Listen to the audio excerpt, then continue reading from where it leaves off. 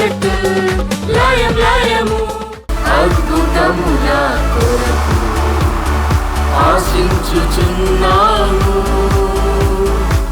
నీక సాధ్యమేది లేనే లేదు యేసయ్యా యెహోవా కొరకు ఎదురు చూడు నూతన బలము పొందెదవు యెహోవా కొరకు ఎదురు చూడు నూతన బలము పొందెదవు అనుదినమాయన వాత్సల్యతను నూతనముగా చూపును ప్రభు.